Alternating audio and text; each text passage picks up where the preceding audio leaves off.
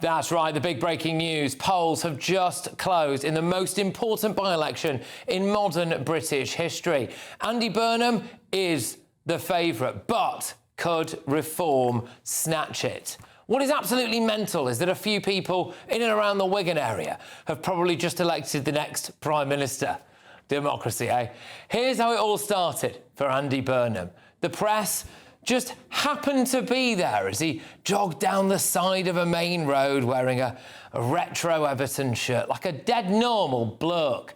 The man, famed for his love of Armani suits, was on a constant crusade to prove that he is really just a normal man of the people, which comedians like Russell Kane have been relentlessly taking the mickey out of. Yeah, I'm Andy Burham, and what I'm doing right now, I'm just making a cup of tea.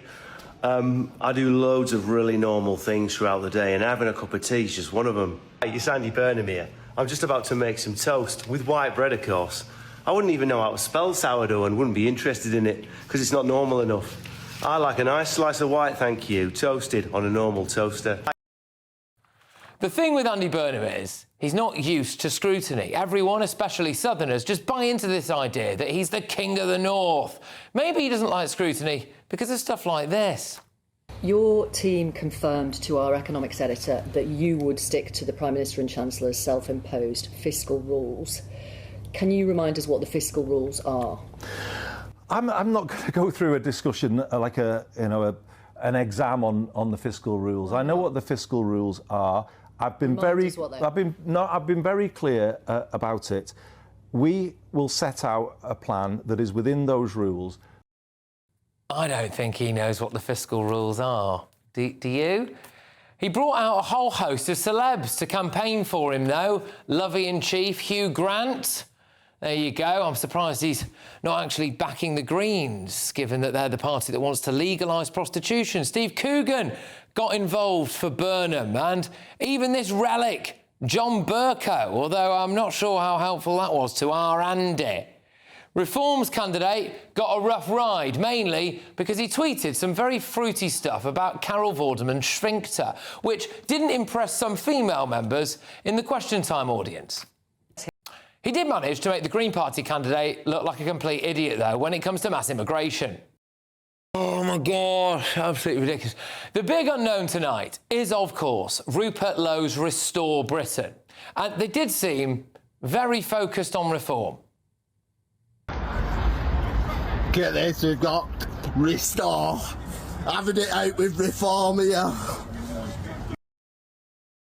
Yeah, and their chief advisor didn't seem too happy about letting their candidate talk to the press. Okay, my name's Peter. I'm a reporter at Telegraph. I was talking to... We're not doing anything. Talking to Rupert earlier. Not one question. Rebecca, we just get one question, Rebecca. Is that all right? Are you sure? Then today, there was a very weird moment. So this van appeared, and you'll be able to see on the van, just to the left of your screens there, Muslims for Reform, and it was following around the Reform double-decker bus. That prompted a huge row between Reform and Restore. Nigel Farage accusing Rupert Lowe of underhand tactics. Rupert Lowe saying he had nothing to do with him. Maybe we'll never know. Unfortunately for the Greens, there isn't a huge Muslim population in Makerfield, so they don't really stand a chance. But when in doubt, just play the misogyny card and release a really embarrassing video. What have you been up to? Oh, you know how it is. Calling out sexist Reform politicians. Yeah. But here's the main point. If Andy Burham wins, which he is expected to do, it could finally be the end of Keir Starmer, although he's vowing to fight on. I intend not to walk away from this, but to carry on with what I was elected to do, which is to serve this country and bring about the change that people desperately need in their lives.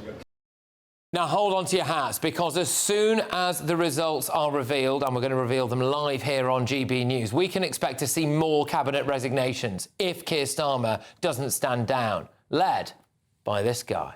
The answer, my friend, is blowing in the wind. The answer is blowing in the wind. Well, believe it or not, Ed Miliband is tipped to be Andy Burnham's Chancellor. The latest predictions are this.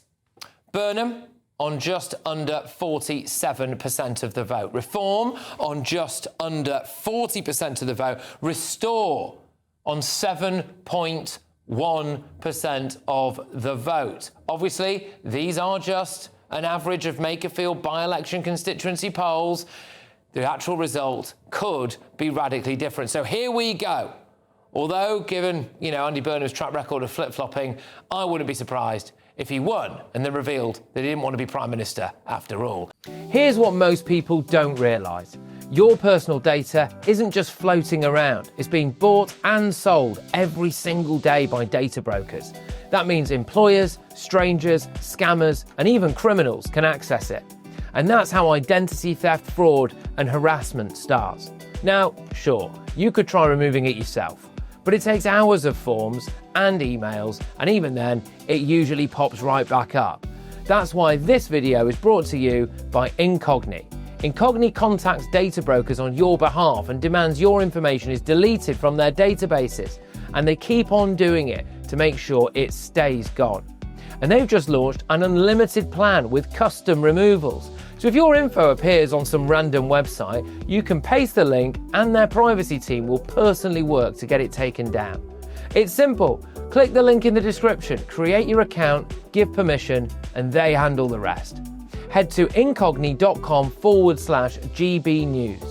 And with the code GBNews, you can get a huge 60% off an annual plan. Click the link in the description or scan the QR code now. It works out at less than a coffee a month. It's also totally risk-free for 30 days. Take back control of your personal data today with Incogni. And a big thanks to them for supporting the channel.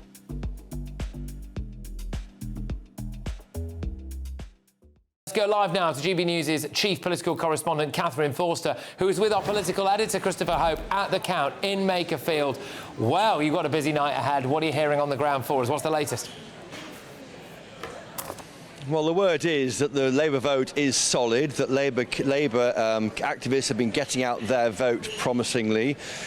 That poll looks quite generous to Labour, I think, but it does feel, from what I'm talking to around here, that Labour have squeaked it, Patrick. But as you say, if you're looking at those numbers closely on that electoral calculus polling there, if you add restore to reform, you nearly beat Labour. And the key number to watch out later when you get the result, if Andy Burham wins, which seems to be what most people are expecting, is if you add restore and reform together, would that be enough to beat Andy Burham? Because if Andy Burham beats reform without restore helping him, that will hugely support Andy Burham. That will be called a big win, as I was told by a senior minister in government tonight. That would be a very big win for Andy Burham, and it would be even harder, I think, for Keir Starmer to resist the pressure, maybe just to stand down. Although he told me in an interview just yesterday at the G7 summit in the south of France, he will fight on and take on any and all comers. But a challenge could come within days, I'm expecting, if Andy Burham wins. But with me now, as you say there,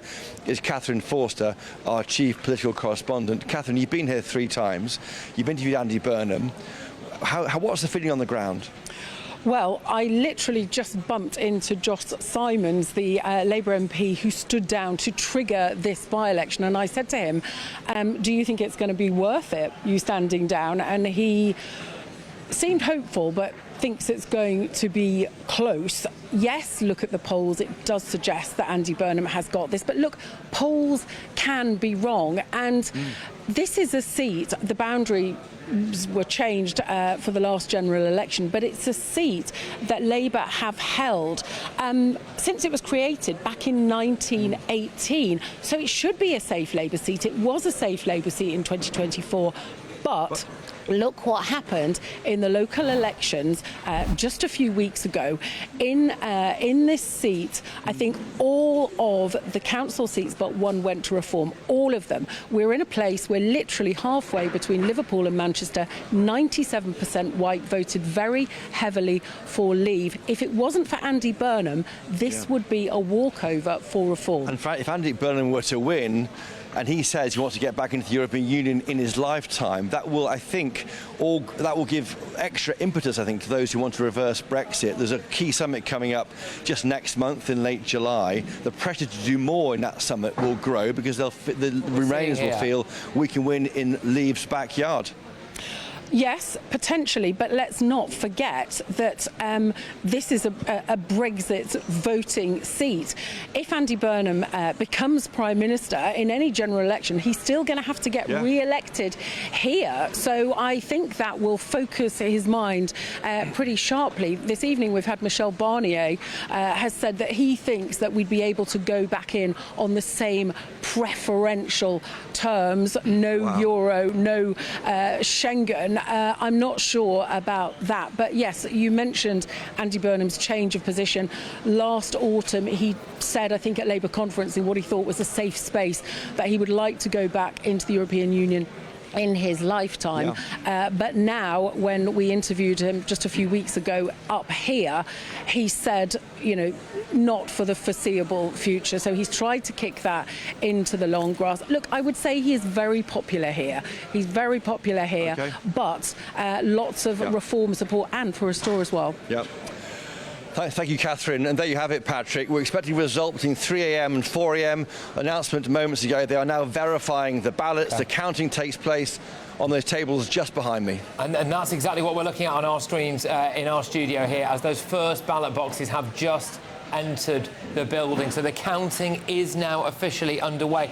And it's hard, Christopher and Catherine, to overstate the importance of this particular by-election. A weird quirk of British democracy. It is democracy, but you could end up with, let's say, I don't know, a turnout of 60% and then 47% of them voting for Andy Burham and essentially choosing our next Prime Minister, which seems a bit remarkable. But just to ask both of you who've been there on the ground before I go to my panel, do we know what we're getting with Andy Burham? He's been accused of being a serial flip-flopper on the EU in 2025. He said, long term, I'm going to be honest, I'm going to say I want to rejoin. Then, during this campaign, I'm not proposing that the UK considers rejoining the EU. During this campaign, he said he supported Shabana Mahmood's immigration plan. Then he says he wants to let asylum seekers work before they've been approved. Even on green energy, you know, he's saying that he wants to go head first for net zero and potentially have Miliband could be his chancellor. But then at the same time, he says he's got an open mind on North Sea oil and gas. Do we even know who this guy is? And that is totally the right question to ask, Patrick. He didn't even mention the billions he would give to the WASPy women, those women who'd missed out on some pension payments in their 50s. Then the reversal of that within the day, or saying, why should we worry about the bond markets when we're so in hock to the bond markets after piling up our debt after the COVID pandemic? And that is the key question, I think. But for many, this is really a £5 million vanity project by Labour. The reason why this is happening is because Josh Simons thinks that Andy Burham is a better bet for PM than Keir Starmer. It means that no one in that 400 or 350 strong Labour backbench is better than Andy Burham. They're getting him in. This by-election is costing £250,000. If this happens, there'll be a by-election in all of Greater Manchester for a new mayor. That costs £4.7 million. That's a £5 million cost of Labour's inability to find someone they can believe can run the country, if we're to believe the hype behind Andy Burham. But to you, Catherine, is Patrick right? What does he believe in? What is Manchesterism, as Patrick asks? Well, I think to many people it will be unclear. In terms of Greater Manchester, they do have a growth rate double the national average, 3.1%. But a lot of the progress in Greater Manchester is actually due to people who were there before him. Sure, he's got the buses. Also, a lot of that prosperity has not fed through to areas in Greater Manchester. It's been concentrated quite sharply in the inside. So I think we don't know very clearly if there is a leadership contest, and remember, he would like a coronation, an orderly transition of power. But I think if there is a leadership contest, he'll be teased out on all sorts of positions. And of course, the Prime Minister's so unpopular, partly because he keeps changing position, and we do have evidence here that so does Andy Burham. That's right. So, Patrick, there you have it. I mean, we wait and see what happens, of course, this weekend. Next week, Wes Streeting, he's a rival. He says he's got the necessary 81 MPs to stand a leadership campaign. He'll do that next week if Andy Burham comes back. For Burham himself, he told the BBC's Question Time he would stand if Wes Streeting stands. So it looks like we are facing, if Andy Burham gets back tonight, Keir Starmer v Wes Streeting versus Andy Burham.